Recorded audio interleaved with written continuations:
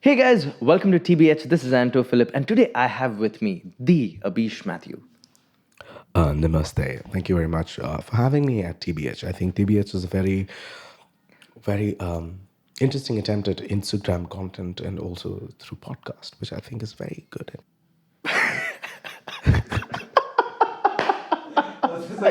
Yeah, and there's that one pause with just. And you're like, yeah. Just like, can I please? but I come. Can I say? Like, I think you can. speaking about upbringing, a Mallu Christian household, if I'm right. What's one thing that I wanted to ask was Abhi Matai and Abish Mathew. Yeah. Where does that come from? Was it because, of course, I get it because Matai is Matthew. Yeah. Abhi because somebody wanted to make it shorter for Abish. Yeah. Was that the reason, or was there something? You put a lot of thought in it. Not at all, man. My brother had an email ID called Annie Mathai. Annie Matai. Annie Mathai. Anish. He was Anish Mathew. Anish Mathew, Abish Mathew. Yeah. So my brother wanted But to... I cracked that, right? Like I didn't know Ani Yeah, Matai but would... you know how the nomenclature is. This is how it is. There is no brain behind it. My brother did it. I said, I want to do it. And I was like, I'll also do it. So, Mathai in Malayalam is Matthew, just like Varghese is George. No, Varghese is George? Yeah. What? I didn't know this. Yeah, what is George in Malayalam then? Varghese is Malayalam and English. No, there is no English Varghese. How many non-Malayali Varghese have you seen, Anto? Come to think about it. Zero, because Varghese is George, yeah. Oh shit. Joseph is Joseph. Yeah, but what is John? John is... Yohanan. Yes. Yes. We got it. Okay, we can have this quiz. We can have this quiz, guys. How many of you want to know more of Malayalam English names? Just translate. Having said that entire, premise. Yeah. A Mallu Christian household has a certain way of functioning, and I want to sort of like make few things clear. Of course, they have a understanding of the upbringing. Mallu parents are not cool. Mallu parents are very orthodox. They are so orthodox, and their Mallu parents are not cool. Okay, if you think Mallu parents are cool, they are not cool. They are very like. If my mom had a tagline, it would be called Palli Poyo, which means "Did you go to church?" That's all she cares about. my God, it does not matter if you're alive or dead. You might be dead at a funeral. It's like, did you go to church last Sunday? That is all. And sometimes if you say you did, question is what did the father say? I said, when I was in church with you, I still don't remember what the father said. I was paying attention. That's true. Or if not, they'll ask which mass did you go for, and like you have to find the right time because they'll actually call the priest and ask if you came. They go to that extent. Yeah, like my mom can. Yeah. One incident that I remember is that in college when I went, I had no band to play with. And in college I used to go for solos. One band had asked me to sing Judas Priest's Painkiller. Oh, wow. And I remember I was just like, I didn't know how to sing it. So I was just like... And they're like, why are you making a Tweety sound? I'm like, I can't hit that key. That key is too much. That's my falsetto. Was that your falsetto? No, it was my birdie voice. It's nice to meet you. It was this. But I realized that because it's so high, I can't be like, can't do it. So I was just like, and obviously one training session and they said, thank you for not coming again. I have to give a shout out to my friends at JMC. JMC? Jesus and Mary College. Oh. And my friends at LSR. Both girls' colleges. When we were in school competitions, I used to sing this called Too Much Love Will Kill You. In Too Much Love Will Kill You, there's a point which goes really high. So, and that usually I used to crack, okay? So the people, my friends at GMC and my friends at LSI used to sit right behind the judges. And just before I'm about to hit, too much love will kill you.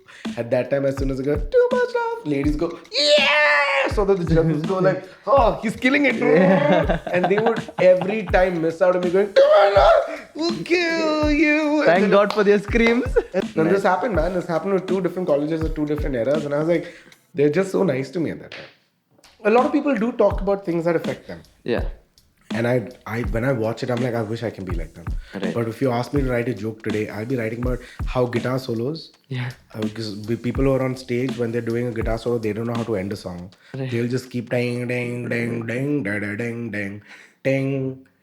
Ding ding ding ding ding ding ding ding ding ding ding ding ding ding. I like go on. That's one of the jokes I'm experimenting, seeing if it works or not. Yeah. And it just goes on. It's the effort that this guy's put into a joke is what gets him to a laugh, not because it's funny. Right. It's just because what is this guy doing? He is a grown man with a beard, running around with an air guitar, doing doing, doing, doing. How do you write this joke on a script? Right. How do you send it for approval for people to say, can you approve the script? What is it? Ding, ding, ding, ding, ding. 3 pages of ding, ding, ding, ding, ding. Break, gulp, ding, ding, ding. Breathes, ding, ding, ding. How do you write that joke? Yeah. But I love that joke. There is this one joke, couple of friends of mine and I keep quoting back to. I keep saying, it's one of those green gagas. Green gagas. Yes, which is something I tell myself all the time. Every time I'm writing a joke, I'm like, this is like a green gaga. Green gaga is a joke I've written, which is not a joke, which makes me laugh on stage every time I do it. But it gets the audience to go, what the fuck is going on? The green gaga joke is EDM tracks, lyrics are green, brackets open gaga, brackets close, raised by infinity. The entire equation raised by infinity. Because all EDM tracks go boom, boom, boom, boom, boom, and when it beats, goes green, green, green,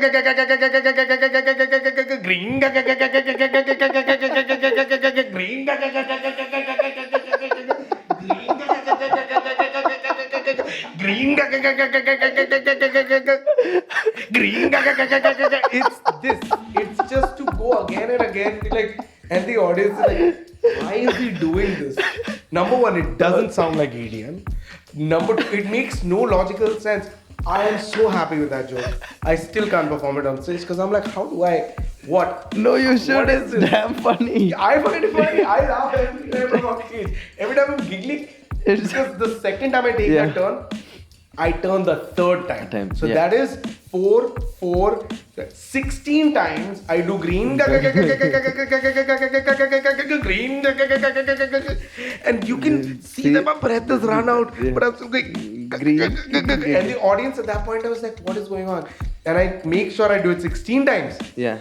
And then I take a break. And then you do green. That gets another laugh because I know that is a joke writing format. Yes. To set, break, and then continue, and it's like a huge laugh. Absolutely. And I was like, I sweat so much doing that set. And the final punchline is a lot of effort for no laugh, no? And then the audience applauds. They're like, oh, it's a release of pressure. Right. But it's still not a joke. There's no setup, there's no punchline. It's just you being you. And I love that joke. So every time I write this guitar solo thing, I'm like, this is a green gaga. Yeah. Because I'm like, there is no end. This is just ding, ding, ding, ding, ding, ding, ding. And you can make it whatever you want, right? Anything. Yeah. Wow, wow, wow, kring, kring, kring. You get, because yeah. Kring, ding, ding.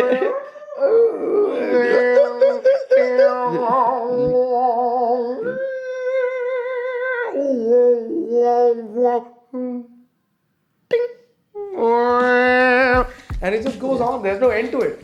So I'm like, these jokes I call a green gaga because I don't know what to do with this. Awesome. Thank you so much Hey, thank you, for man. being here. I had a great time, honestly. But I don't have to do this formal bullshit.